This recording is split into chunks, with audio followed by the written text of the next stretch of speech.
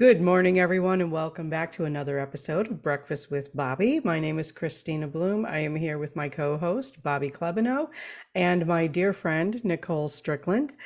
She is an author of many, many books, and actually, Bobby is going to give you her whole rundown profile. But before we get started, I just wanted to say, please subscribe, ring the bell, like us, share us, get us out there because we are a lot of fun and everybody deserves to have some fun with us. So, and not only that, if you would like a breakfast with Bobby mug, we can hook you up. All right. We can. We're So, taking orders. we're taking orders. So go ahead, Bobby, tell us about Well, whatever you want to talk about. so good morning, everybody. Welcome to this wonderful day and breakfast with Bobby. And like Christina said, we have a new guest. Her name is Nicole Strickland. She has quite a history, and I'm really enamored with all of this. I'm so excited. She currently lives in San Diego. She's been innately intrigued with the paranormal since her childhood. After a very profound experience with the spirit of her beloved maternal grandmother, she's been actively investigating historical landmarks, businesses, private residence, and paranormal activity since the early 2000s. She's the founder and director of the well-respected San Diego Paranormal Research Society. Nicole has worked with various Southern California paranormal research teams prior to developing the SDPDR, and please forgive me, I probably just butchered that, in 2009. She was also a core member of the Ghost Research Society from 2009 to 2017, serving as a Southern California area research director. Nicole also serves as a consultant to the World Paranormal Investigations and is the California representative to the American Spectral Society.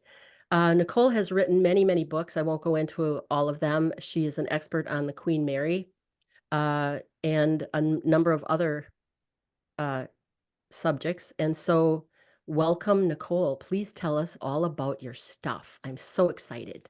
I know this is so Thank you, cool. ladies, for You're welcome. having me on your fabulous show. I just love it. Breakfast with Bobby. It Isn't that rings. cool? I love it. I just love it. I keep saying it in my head. I really do like it. So thank you It, so much for having me. well, Well, you're very thank you for welcome. And joining us. it, Yeah, it's Christina and I have a little history. We've been on each other's shows, and now with you, Bobby, this is awesome. We were talking about 20 minutes prior, so this is really cool. Yeah. Oh my gosh. So, where do I even start? I will paraphrase. So, Christina, you probably heard me talk about this before, but I'm one of these that, and I know this may sound cheesy, but I feel like I was born into the field just because I had this natural, curious nature or feeling about the paranormal. And so that actually kind of kept with me as I grew older. And I had experiences. So I was an experiencer way back as far as I can remember, about 4 or 5 years old. I had my first experience, anomalous experience, if you will, in Las Vegas in our backyard as we were drying off from a summer swim. And I saw this figure. I couldn't really, and again, I was like 4.5 or 5. So it was dusk out, summertime, and we were drying off. It was just my parents and I. And we were on the side of the pool. We were drying off. And I saw this humanoid figure that it was kind of misty and light gray, but it morphed into like a humanoid figure and it just floated right on through us. Now, maybe there was a natural explanation to it. Again, I was 4.5 or 5, but I just my intuition at that age knew it was something odd, and my parents didn't see it because I remember saying, "Mom, Dad, did you see that?" And I don't know why I remember using this word, but I do. There's so many things about my childhood that I don't remember, but I do remember this. And I remember saying, "Mom, Dad, did you see that draft?" Like DRAFT. I don't know why I would have used that word to describe it. They did not see it. And so that was my first experience that I can recall. And I had other types of encounters in our home in Las Vegas, Nevada. So this natural interest in the paranormal, specifically ghosts and haunted locations, as I grew older, it became more of an interest in the afterlife, the survival of human consciousness after death, near death experiences, spirit communication, if you will. But this interest has stayed with me solidly throughout my life. And then when I was in undergraduate college, I had a very profound experience with my maternal grandmother. I'll paraphrase that. And this was my mom's mom. So obviously my maternal grandmother, her name was Helen Lopinto, and she called me the day before she died in the afternoon, and she wanted to know if I was okay, which I thought was odd. And now that I recollect, I think she was just trying to make her rounds. I think she knew she was going to be departing soon and wanted to make sure the family was okay. Very grandmotherly action that she took. And so we talked for a little bit on this phone call, and then fast forward to the next day, the next afternoon, my mom, so her daughter, of course, called me, and I could tell by the tone on my mom's voice that something wasn't right. Something tragic had occurred. So she just came out and said, Nicole, I love you so much, but grandma died early this morning. So I was devastated. So I took the next flight out to San Diego to be with the family, spent some days there. And then when I went back to my college, which was at the University of Arizona, so when I went back to Tucson, I started having these odd experiences in my apartment that I didn't have prior. I initially chalked it up to my neighbors. I was in an upstairs unit, didn't think much of it, but it was a sequence of events that started occurring. And so after about the second one, the first events, they were basically my front door and my bedroom doorknob would rattle as if someone was trying to open or close the door. Again, I chalked it up to just vibration, noise from my neighbors. The second, a couple of nights later, didn't see anything, but I felt a disembodied hand kind of caress my face, and it felt very comforting as if it came from someone I knew and loved. That's when I stopped and thought, okay, could this be Helen communicating with me? Again, I didn't really think about it too much until a couple of nights later, when again I was in my bedroom on my laptop and I saw movement out of my left peripheral vision. And when I looked, there stood my grandmother, full bodied. It looked as though she had this bright halo around her, kind of a spotlight shining against her back. She looked about 10, 15 years younger. She didn't say anything, but she had a slight smile on her face, and I saw her fade before my eyes. That's when I really started to put the dots together. But at first, I was like, I loved my grandmother. Obviously still do love her. So I thought, am I projecting this? Is this some sort of bereavement hallucination that I'm projecting from my own grief? So I didn't know, but I do think, many years later, I've thought about this hard. I think that she knew before I did that I was in a way destined to be on this path, and I think it was almost her way of kind of not so much initiating it for me, but propelling me forward on it. So I really am indebted to my grandmother, because I really do think without that experience, would I be where I am today? Maybe, maybe not. But I do think that she knew before I did that, I was, very intuitive and that I could communicate with energies. And I even asked other family members, have any of you had any experiences? No one came forward. I was the only one, so I know. So, and you often hear paranormal investigators or researchers, they'll tell you, of one or two or a few very profound encounters that really got them on their start. So even though I had that interest going back many years, I really credit my grandmother for really propelling me out of the lab, so to speak, and out in the field actively investigating. So everything from that point just came to be. And here I am today talking with you lovely ladies. That's So awesome. I'm curious, at the age of 4 or 5, whenever you had your very first experience with the draft, um, Yeah, using that weird, right? word, do you think that may have, did you mean wind, a draft type of breeze type of thing? I'm wondering, I've thought about that, and I'm wondering because I did feel something Oh, like movement, like a draft go yeah. through us, but I also saw something. So I've thought about this very thing, and maybe I chose that word because I could come up with a word to easily describe what I was feeling, but not so much what I was seeing. Well, I think S- the word draft is a little bit of a That's a large word for a 4 or 5-year-old to use. Right. And I completely Mhm. remember, it's so odd. I completely remember using that. Yeah, that's not a word that you use every day. The other Right. Right. question I have is, have you ever been scared? Did it freak you out at all? Or, what were you, That particular experience or Annie? just in general? Well, sure. How about that one? Let's start with that. Yeah, that one did not. And I've been inside abandoned asylums, sanatoriums, prisons, you name it. I really don't get scared.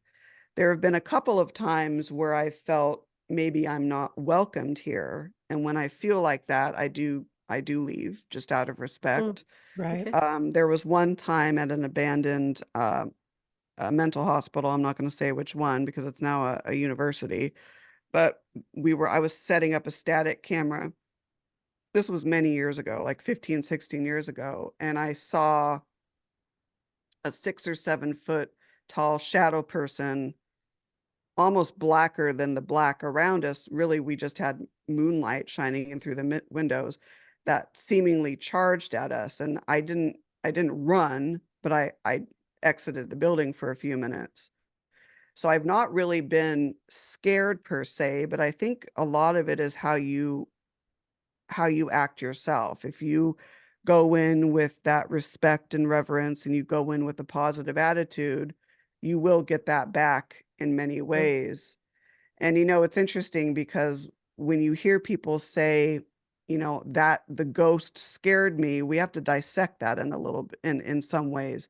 Was it the intent of the ghost? If we're mm, using the word ghost, if is sure. that the was that the Mhm. intent of the ghost to scare you, or is that what you're applying to it based on maybe your fear of the unknown, or whether it's your upbringing, Yeah. religious predisposition, things like that. So I think in many cases we can be scared or startled, but really was that the intent of the actual entity to do that? Maybe in some cases, yes, and maybe in some cases, no. And I But think yeah, most of the no, I time we really, scare ourselves. right. Yeah, that's You a good know, point. it's I agree. Yeah, yeah, I yeah. agree I've been wholeheartedly on on that. investigations with people who go there just to be scared. And it's like I really started um, Yeah, combing through people and making sure that I'm not going with people who are thrill seeking because right. that's not why I'm doing it. Exactly. And I really appreciate that's so refreshing to hear you say that because, there really isn't anything wrong with thrill seeking. But what Right. drives me nuts is when people call themselves paranormal researchers, but yet all they're doing is thrill seeking. That Mhm. kind of doesn't flow I well. am Doesn't with you. jive with me. Yeah, So, that's, 100%. I am with you on that for sure. and we've talked about, Yeah. the spirit realm, even other beings. Let's lump them in this category Mhm. too of right. often being exploited Yeah. and for our pleasure, whatever way they're often exploited. There's misinformation about them, things like that, and so it's become a very sensationalistic type of field, sadly, and I Mm. try to avoid that at all costs, but that's just me. So I'm you with you mentioned there. something earlier about, your door rattling and stuff like that. See, if you can look in back of me, there's a pane of glass there. There's Yeah. French Hmm. doors on this office. And it's just like right now, I was sitting in the chair out there and it if you brush up against the door, it will rattle. And so Right. that happens to me often. I mean, not that I run Right. into the door all the time, but it's a common thing. And I was sitting in my chair one time and all of a sudden that happened. And I'm like, Oh, that's kind of interesting. And so I have many people in the afterlife and God only knows who's coming to visit or whatever, but it's happened twice now. So in a completely quiet house, no breezes outside, it's one of those things you just, right.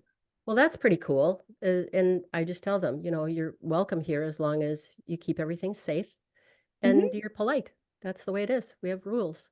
So, Yeah. And that's um, perfectly fine. Yeah, that's absolutely yeah, absolutely communicate. That's your house, mhm. your rules, absolutely.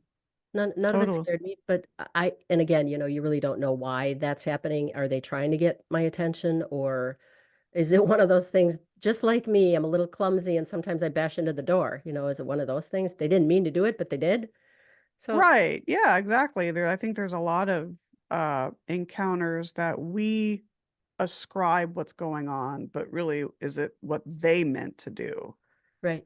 In some cases, yes, I can't say no or yes, Hmm. because I'm not them, but I mean, I would like to think in many cases it's not their intent to want to disturb or antagonize or whatnot.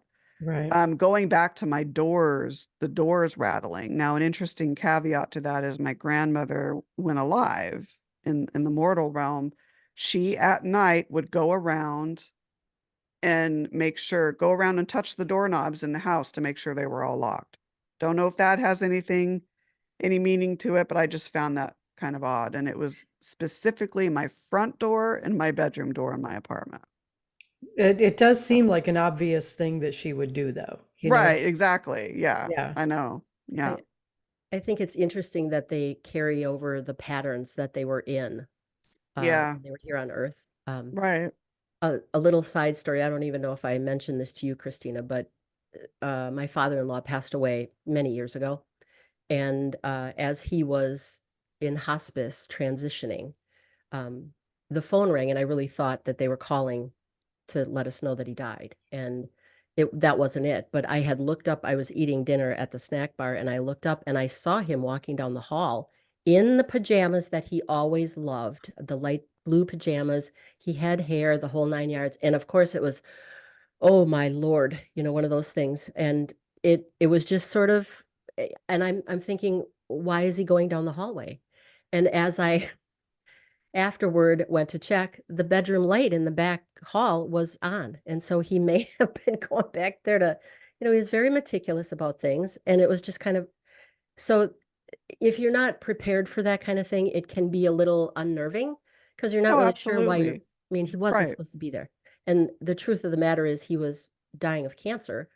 And of course, all the drugs and stuff, he had lost his hair. So he had a full head of hair in his beautiful blue pajamas that he always wore. And grandma always, sewed the flies shut. It was just really, endearing. So the fact that he was here going down the hallway for probably to turn off the light or whatever. God darn it all, you guys turn that light off. There's no reason that has to be on. And again, You're I'm just just making wasting things up. energy. Right, Yeah. exactly. So That's interesting though that you saw him with a full head of hair. Maybe it was his way of trying to let you know I'm whole again, too, you know? yeah, right. And again, when the phone rang, I thought, oh, it's them telling us that he passed away. He passed away the next day, but still, it was just one of those things. But it's all really Interesting. interesting. I Yeah. think uh, we have to go somewhere when we pass away, and to think that you're not going anywhere, and your body and your something may very well be dust or whatever, but until you release yourself from the earth, you get to cruise around here for a while. That's what I think. Yeah, and a lot of it I think too, in many cases it's by choice. And interestingly, there are so many cultures that believe in this life after death. They Yes. may differ in exactly where we go. They may have a different name for it or what we should do in terms of preserving the body. But for thousands and thousands of years, various cultures do believe in this life after death. Yes. The soul lives on after death. And there's just way too much evidence, even if I didn't have all of my experiences and I just had to go by the evidence, there's way too much evidence out there to support that theory. Yes. To say that that's not true would be, I think, just an injustice, just because there's just way too much evidence out there supporting that. Yes, we do go somewhere after we pass on. Right. Yeah, I And completely agree. And you know that you had that experience with your father-in-law, and I have had that experience with people who are near the end with dementia because they're in and out of their Hmm. bodies. And, Yes. so I've had visitations from people where the body is still alive, they're just not in it. Oh, yeah. Right. Absolutely. My Yeah. mom actually was a hospice nurse when mm, in her early nursing career, she worked in hospice. And so she has some amazing stories about being Sure there she actually does. at the moment, right there when someone passes on, and yeah, really, really beautiful stories. So, that's very cool. Yeah. Uh, yeah. so let's switch topics for a moment. And uh, with all of your experience in paranormal and the Queen Mary and whatnot, we can talk about the Queen Mary later. But so to further the discussion of spirits and stuff, tell me, I'm curious, um, tell me what your thoughts are on Bigfoot or Sasquatch or anything. Do you really believe, is there such a thing? Have you seen anything? I have not seen Sasquatch. I have been on a couple of camping trips in the wilderness where I've heard the classic whoop sounds. I've heard those on two separate occasions, years apart. So I've heard that. Um, Again, I just think that there's a lot of evidence supporting that he, she, whatever it is, does exist. Again, I'm not really a Bigfoot researcher per se, but I've studied a lot. I've read up a lot on Bigfoot and Sasquatch, and I know many people who do extensively research Bigfoot. So, my thoughts are that I kind of vacillate between, is it a flesh and blood animal that's out there that we haven't really been yet able to specifically categorize, or is it really an interdimensional type of being? I kind of lean more toward the interdimensional aspect, Mhm.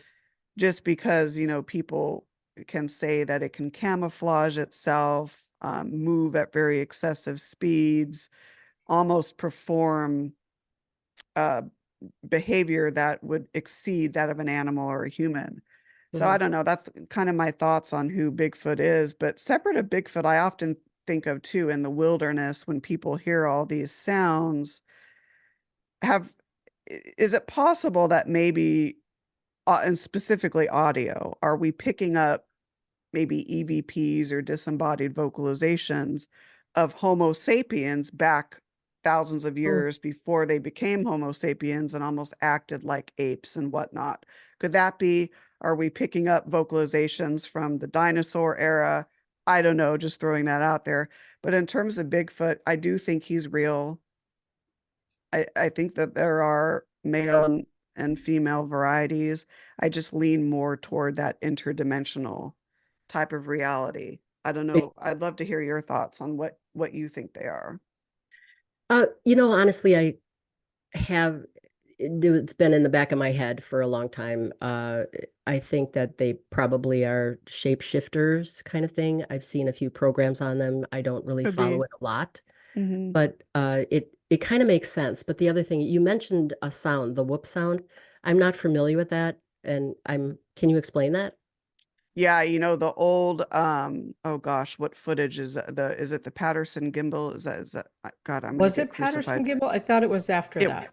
it was after that. I'm just Yeah, going, there was the famous image of it that was right, Patterson gimbal, but then it right. was the Sierra sounds. That's I it. think Yeah. Ron Moorhead and other researchers from the 70s, if you type that in on YouTube, just type in Bigfoot Sierra sounds, you'll get various videos of various vocalizations in different parts of Hmm. the US being captured. And so you'll hear the famous whoop whoop sounds, and those to Oh, me, now, is it another animal mimicking another animal? Are they able to mimic other animals? Very possibly. It's just, and then what also fascinates me is the samurai talk or samurai chatter that they do. And it almost seems to be another language. But interestingly, I was just the other day watching a video, and I don't think that this was fakery or anything like that. It did seem authentic, where this person set up a trail cam. I think on his property. He lived in the wilderness somewhere. I forget where it was. I want to say it was Wisconsin or one of these areas. Or They are known Ohio, to I be forget. here. Right, they are exactly right. So he Yeah. had this trail cam footage, and nothing was really, to my knowledge, captured on it, but he captured vocalizations that altered between the different, like sounding like someone very large stomping on, twigs and whatnot, throwing things mixed in with that samurai chatter. But it almost sounded, and other commenters picked up on this too, where at one part you could make out a question that it was asking, like, and I can't mimic it because it sounded English, but it didn't sound English, but it almost sounded like he or she was saying, "Why are you recording me?" And again, it could have just sounded like that, but Yeah. it again, it's just the link that samurai chatter that they do, which almost seems like a different language. But in many ways, I do think that they have high intelligence. I think they know when we're trying to record them. I think they know when we're trying to look for them. So I just think that they have this really otherworldly sense of intelligence as well. Do you I think am they're more bouncing in my intelligent? chair. Well, I'm sorry. I want to talk. Go Go ahead. for it. Go Sorry. ahead. Bring it on, Well, I Christina. just sent you a recording through Messenger, and that is actually a recording of me channeling a female Bigfoot. Oh my gosh, I will watch this for sure. I, Um, It's pretty I amazing. haven't gone public with this until now. oh, Pretty okay. amazing. Yeah, this is like the first time I've said it publicly, but Wow. this was in the Upper Peninsula of Michigan, Okay. outside of Escanaba, and it was at a retreat, and I had the opportunity to be the voice for the community up there, the Sasquatch community up there. And I swear to God, I've written it down. I have tried to remember how to say it. It's something like Gobiji Nini or something like that. That's I Mhm. believe is the Potawatomi word for it. Um, but it's it's interesting, and I have more recordings than that. It was a series of short recordings that someone did on their phone and sent to me afterwards. There is, in my understanding of it, because I have always had a Bigfoot spirit guide that has always been like a protector of me. I mean, there are some things in my life I should never have survived, Mm. but I did because that protector stepped in and protected me, physically protected me. Wow. And so in my world, I know that they are, first of all, they are way beyond us. Absolutely. Without a doubt. Way beyond us. Without a doubt. Intelligent wise, spiritual Mhm. wise, they are way beyond us. They understand how to bend energy in order to not Mhm. appear in front of people. Right. Is it interdimensional? It could be. Could be, That right. part I don't really understand, but I know that they can bend light waves in a way that we can't see them even if they're standing right in front of us, if Oh, they want to do absolutely. that, Yeah. right? So they are way ahead of us, intelligent wise, energetically, spiritually. I feel like they are one of the ancient intelligences on this planet. And I feel like there are so many ways that we misunderstand because they're, Mhm. they appear different than we would expect a species that's beyond us to appear. Right. And remember, I don't, I'm sorry, I'll let Go you ahead. finish No, because I go want ahead. Go to ahead. hold on that thought. Remember earlier, I think I used the word misinformation. And Yes. what you just said reminded me of that I think we meaning paranormal investigators generally, often will classify a being and put them in the four corners of a box without really having substantial data or information to classify in those four corners of a box. So Yes. there's a lot of misinformation and things like that. And that's one thing that drives me bonkers in this field is, don't overly classify something without having, reliable, substantial, authentic type of data to do that. Right. I've never encountered Bigfoot. I've twice heard the whoops, but my gut tells me that they're, and it was weird. I was just talking to my mom about this. I think they're, the two words I use to describe them, they're enigmatically beautiful in their own way. I am so sorry if you're hearing that. They're We're sawing not, next door. I'm We're not not hearing hearing. Okay. anything except you. Okay. Okay, Nope. good. I think they're enigmatically beautiful and I think they're extremely benevolent. I think I they agree. may get defensive, but I do not think that they're a malevolent type of species. I don't. That's just Yeah. me. If they So were, they wouldn't let us think we're in charge of the planet. it's true. Right. I know. I know. That's Sorry, actually Bobby. that's a very eloquent way to say it right there. Yeah. Right. You know why we're in charge? Because they let us think we are. Because they let That- us think we are, yeah. exactly. Yeah. What about this just sort of came to me, and I've been in a number of sessions with Christina in groups of people where she channels, and I can tell you that the energy is amazing. Oh, And yes. Hmm. I was buzzing for, I don't think I slept more than 3 hours that night after that. It was pretty incredible. I I love just it. I just happened to be the one sitting, on the side of her and had to hold on to her hand. So she was channeling that. All of that went right through me.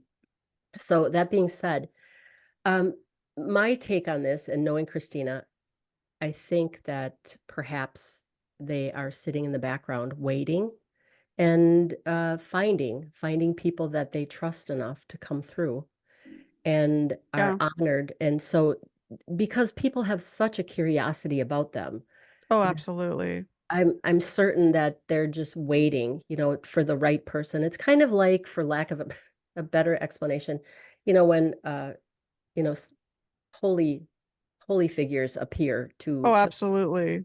I think that they're waiting for the right opportunity to appear to someone that can express themselves well and explain the situation. So That's actually well put. Mhm. Uh, they're likely spirits that are able to come and go as they please. And like you said, we don't really know what other dimensions are out there. We can speculate, Yeah. make things up, to suit ourselves sometimes. But other than that, I I think Christina has the gift to do that. And if wait until you hear that voice. I cannot wait to listen to that. I know I'll be listening to it more than once, that's for sure. And I'll probably have questions for you afterwards if you don't mind me asking you, Of Christina. course. But Of thanks course. for sharing that. That's really cool that you came forward with that because, She's been waiting. She's been I and have this, I've been sitting on this because it's not something that I just want to like go out and say, "Oh, look, I can do this," Yeah. because it wasn't me. right. I And didn't see, invite it in. I mean, I was you, open to it. I was definitely open to it, but I didn't go there with the intention of that communication. Even though I've been to that property several times, I have heard it's an incredible property. It's actually, if you watch the episode that of Red Road Paranormal with Gail Christensen, it's at her property. Um, oh, wow. so it's there's a lot there. And when I was sleeping in the antique train car, which just is kind of a setup for the whole thing, I could hear one outside the window. I didn't see it, but I could hear it. Right. And I knew it wasn't a bear because I grew up in the Northwoods, Wisconsin. I know what a bear sounds You like. know what? That Yeah, wasn't it. exactly. You know exactly. Yeah. Yeah. So, yeah, it was interesting. I really commend you for coming forward with it. And I agree with you. You want to sit on something like that and you want to come Yeah. forward with it when it's the right time for you. And so it's awesome that you chose to do that on, today's podcast. I think that these energies, they can tell authentic and genuine versus someone who's in it for themselves. Yeah. And there's a lot of people in this field that they do what they do for themselves, very ego based and all of that. You're not like that. You have such a genuine, authentic sense about you as well, Bobby. I can sense both Oh, of you. And it's thank you. just, I'm not trying to say that I'm an expert, like, not, if I say that's so, I'm not trying to come off like that.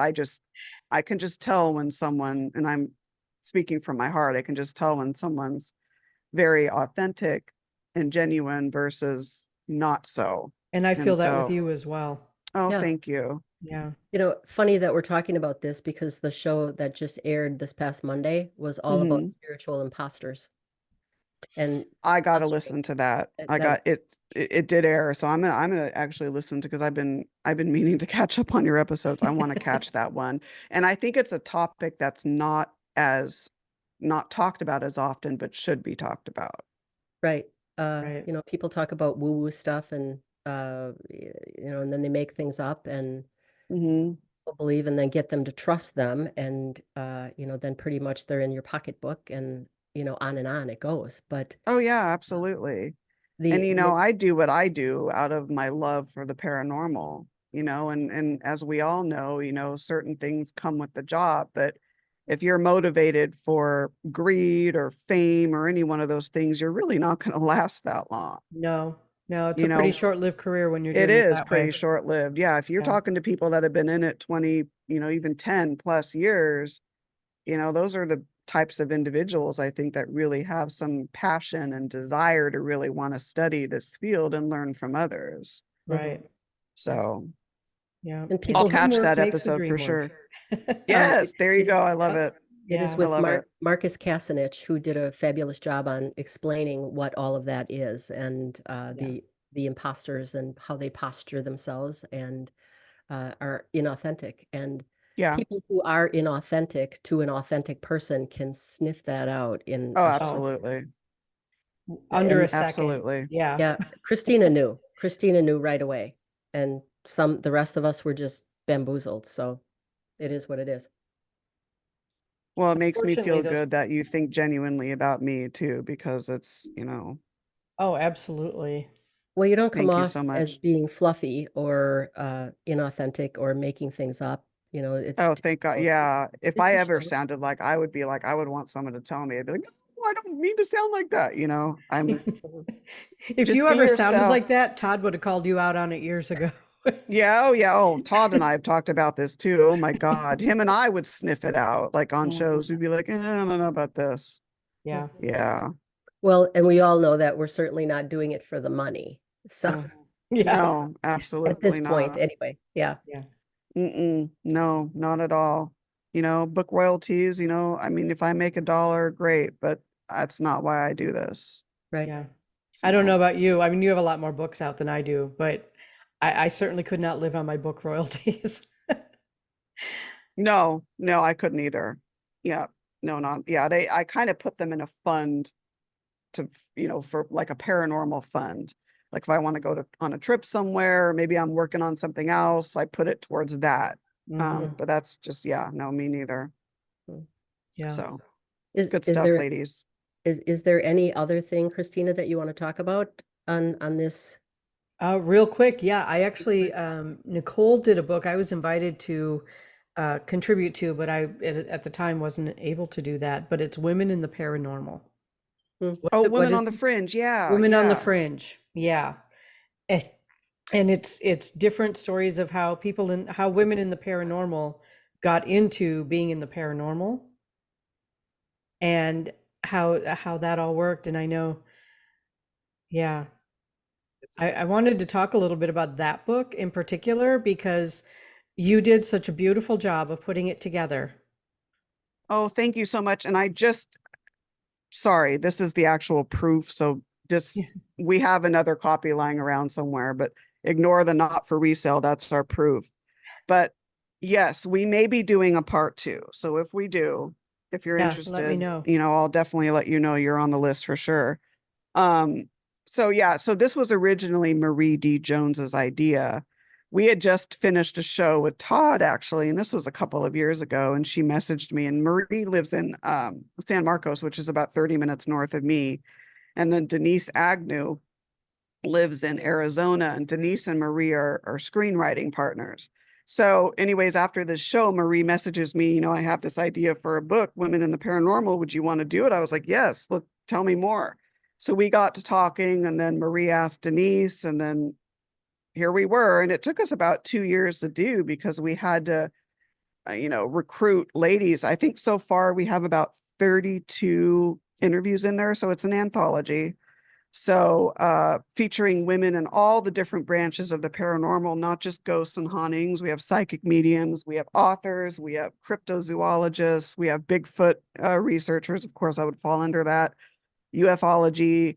We even have someone, Constance, who's an intergalactic researcher in there. Oh, And cool. we have a spirit artist, Donna Vall, who will draw actual spirits that she sees, and she'll share the different pictures that and she'll draw before she even gets a picture. And so she'll draw these, and then the family will say, well, this is what he or she looked like, and it's often very similar, very, very similar.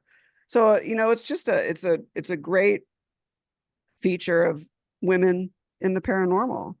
And what's sad is that we could have featured so many other women, Mm-hmm. but we may be doing a part two. We're going to Uh, see, and hopefully we'll get what we couldn't get in the first book and the second book. So, but mhm. it really was a labor of love. And we actually had a publisher, a small publisher on board, but then she wanted to kind of change the idea, and we didn't want to. So we're like, you know what, let's just do it ourselves. And so Marie actually published it under her imprint. I have an imprint as well, Kaylee Max Books, but this book is published under Where's Lucy Productions. So it's sold on pretty much all the online retailers, Amazon, Barnes and Noble, Kobo, all of those. You can get a copy. So we're really Awesome. excited. Yeah, that was one book I wanted to feature, and then your most recent book about the afterlife. Oh yeah, the Afterlife Chronicles. Gosh, that's Mm-hmm. been published, I think, for about a year. About a year, yeah. Yeah, and that's the first book I did on my own. I self-published it, but I got my own imprint and everything. So Mm-hmm. I published it like a publisher would, bought my own ISBNs and did all that stuff. Mm, And so that's yeah, I have many stories from various people in the book, and what's interesting is I have them interweave throughout the book, and their stories support whatever I'm talking about. So I talk about, different cultures and their beliefs in the afterlife, uh, ways to get in touch with the afterlife, different techniques, go into like different theories on the afterlife, science-based evidence, things of that nature, spirit guides, you name it. mm. So it was a lot of fun to write. And that too is sold on pretty much all the online retailers out there. Awesome. This sounds Awesome. Yeah, like a book. I would love to have that one. Yeah. Um, absolutely. so you are also somewhat of an expert on the Queen Mary, correct? Could you? I've been called that before. I feel Well, like you've written the enough books about it, Nicole. yeah, gosh, I may even be doing a fourth. We'll see. I know I Mm, swore I'd never do another one unless it's a second edition of Voices from Her Voyages, which I may be doing, but just because I might have more stories. Yeah, no, I've been called that. I appreciate it. I feel like the real expert is the ship herself. But that's another story in that, as a young child, never did I envision being an author or a speaker or a paranormal investigator as an adult, but here we are. Same thing with the Queen Mary. And I've always had a passion for history, maritime history. That's always stayed with me. And I knew about the Queen Mary, but I was first introduced to her in the year 2000 while I was on spring break out here. So my first glimpse of the ship was actually from the back seat of a car on my way to head to a Carnival cruise. There's a Carnival cruise port right adjacent to the Queen Mary. So that was my first introduction to her. And I just remember from that back seat of a car going, oh my gosh, I have to come on board this ship one day. So fast forward a few years later, I stepped on board for the first time, and this is very hard to describe in words. I try to do it in my books, but still, it's just one of those things that I think someone has to feel in order to truly understand what I'm trying to say. It was an instantaneous connection to the ship's soul. I felt at home. I felt at peace. I felt like I've been there before. So yes, maybe a past life on board. I know I had a past life with the Titanic. Not so sure on the Queen Mary. That's been suggested. But just everything about the ship felt so familiar to me. And ever since that first time, I just have been studying not just the ship's legendary, unprecedented history, but her building, her Art Deco pieces, the people who worked and sailed on her, as well as the paranormal. So, yeah. So after all these years, it's just, again, I never, ever tried to become an expert, if you will. And I don't even consider myself an expert on the Queen Mary. I feel like the ship is the expert, but never in a million years did I imagine that I would be known for the Queen Mary. It just happened to be that way. Mm. And I'm just letting the universe, I guess, dictate Yeah. that. Someone told me, and I actually made me kind of cry, tears of joy. I was on a show a couple of years ago. My good friend Aaron Collins has a show, and it was one of his co-hosts, and his co-host says, Nicole, I think that the Queen Mary in some ways knows you can tell her story and you do it authentically and you do it out of love. And I think she can sense that. And that really struck my heartstrings because I do feel that the RMS Queen Mary, and some people may laugh at this, that's fine, but I do feel that the ship is very sentient. Has it, I mean, it has a soul. I mean, all ships do, but the Queen Mary, boy, is she intelligent, can really feel, Mm. can think.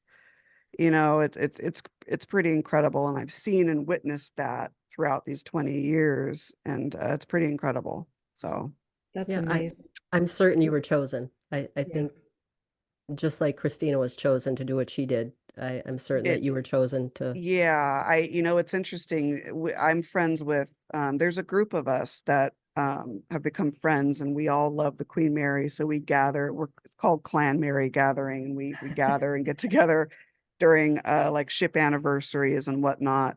So over the years, we've become friends, and one of those individuals, her name is June Allen, and she was among the first wave of war brides to sail on board the Queen Mary. And so she actually said, and this is something I've been talking about way before I heard her say it, but to hear her say it really put in perspective. She said, the ship chooses people. The ship knows the people that can really tap into her soul. Mm. And so that really helped bring it home. And so one of her captains, Captain John Treasure Jones, he was the last captain to bring the ship home to Long Beach on her 1001st voyage. And he said it like this. He said, the Queen Mary is as close to a human being of any ship I've ever commanded. So Oh my you gosh. hear former crew and passengers saying these things as well. So it really brings it home. But Wow. yeah, I have a very, very, very, very strong connection to the Queen Mary. Well, I am excited to have you introduce us to her. Oh my gosh, I cannot wait for you guys to come out. We will have so much fun. I'll rent us a room for a couple nights, just walk Awesome. around. There's certain tours that are really good, but whatever you guys want to do. And there's Shoreline Village across the way that has all kinds of neat shops and restaurants as well. So, Yeah, and Well, I love San Diego anyway, oh so my it's gosh. Long Beach is Yeah. close by, and yeah, Well, if you want to spend a night or two in San Diego, we could do that and then go up to Long Beach. we'll figure it all out. I have the yeah, car, so you guys don't need to worry about Yay! there you go. transportation. Yes, it sounds So, sounds like an exciting thing to do. And yeah, Yeah. I would love it. That'd be amazing. I would love for you guys to see the Queen Mary. oh my gosh. I have been hearing you talk about it, and I am slowly collecting all of the books that people I personally know write. You know what? I know. And Same it's with like I me. know a lot of authors apparently because I have not been able to catch up and start collecting all those books. I have yours on my shelf right back Oh, here. awesome. Me too. They're sitting proud on the shelf, right? Right.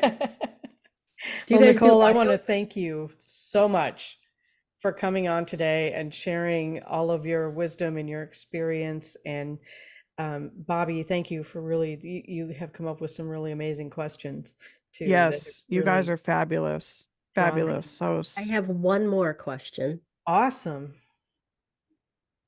If you could pick out the wildest, craziest thing that has ever happened to you in the paranormal world, what's the craziest thing ooh, that's happened? Okay, oh what my is your gosh. favorite thing that has happened? Let's go that route. Well, I can go the other if you want. Yeah, Yeah, what I'll do you do the think? other just because it's a little bit educational. So we Okay. were in just real quick, we were investigating. It was I'm gonna keep the restaurant just I don't want to hurt its sales or anything, which I'm they're well off anyways. But anyways, it was a steakhouse up in Oceanside, and it is actually built on top of a native burial ground. Mm-hmm. And so we were in about 2 hours into an investigation. So the team of six broken up into two teams of two. So three downstairs in the bar and three upstairs. That's where we started. We had our two-way radios. And all of a sudden, one of the team members radios in, and I had the radio. She's like, guys, stay where you are. This place has just been robbed. So, yep. So what happened is two men charged through the kitchen armed with a gun. I don't know what they were going to do, maybe try to get to the cash register. I don't know. But I guess the security alarm set off the police. So the police ended up coming. There was a helicopter above. They had canines and whatnot. So the police just told us to stay put in case they needed to ask us any questions. We had our, investigation, permit, or if you will, waiver signed by management. So we were legally allowed to be there. So yeah, that's what happened. And so Wow. luckily we got out of there alive, but it could have been very scary. And it's one of those things that you don't think will happen, but always have those emergency preparedness plans in effect, which we Yes. did. And so that was very scary because we were very lucky. Didn't see the men all night, but they could have charged through and popped us all and, did not. So we were very lucky. Wow. So not so much paranormal, but Well, paranormal. So Yeah, But that's at a not at all what I paranormal thought you were going to say. It's So equally that is that, what did you, I was going to did say, you, oh, you said earlier in the show that you'd not been scared on a paranormal investigation, but I guess this kind of this did it. This This did did it. it. Yeah. It was That's a live different This kind of did it. When the scared. cops showed up, I was fine, but we were all like, oh my God. Yeah. Wow. So Well, Wow. I thought you were going to tell me that it was a fake and the spirits were, robbing, and someone saw that and it was really not real in the first place. That's just oh where my God, I wish. Yeah. Oh yeah, no. I mean, we were really lucky. My God. And so the So most endearing thing that's ever happened to you. I think for me, and there's several experiences when and this is more helping like a private residence case. I've had some cases where we've been able to put the homeowners in touch with their departed loved one. Very And these cool. are cases when the homeowners thought they were experiencing and encountering a departed loved one, and were able to go in there and capture audio, let them listen. They would, they would definitely confirm, oh my gosh, this is so and so, whatnot. And, so thanking us for helping us to kind of be the liaison and putting them together. That's very heartwarming to be able to have a client, you know, thank you for coming in and helping them. I think Yeah. is for me really heartwarming. And there's so many cases of that, but I didn't not want to mention it just because that's why I do what I do, Mhm. I to help agree. people and, to learn more myself, but to also help people as well. Yeah. We so appreciate you being here today. You Yeah. were, Thank you so much, ladies. You both are so Thank you. fabulous. oh, thank you. Really, it's been enlightening and it's been exciting, and now you're one of the family, so Right? You're part of my tribe too. When you yes. meet part of your tribe, you got to stick together. That's It's, Exactly. yeah. and And as we are expanding our tribe, remember to like, subscribe, share, ring the notification bell, and look forward to more great content like this. I want to thank you again so much, Nicole, and we will be in touch. We will be in touch because Bobby and I already have her. I can see the look on her face. Her brain is spinning like, when can I do this? I know. I would love to come out your way too Yeah, and absolutely. investigate. oh, Maybe we could that's even go on a Bigfoot excursion. ooh. I can Maybe. hook you up with that, maybe. Yeah, yeah. Or do whatever. I'm just Or saying. yeah. All Well, right. Again, thank you so much, and I'm sure we will be talking again soon. Yes. Thank you, ladies, so much. thank you. It's been a pleasure. Have a Take great care. week, everyone. Mhm.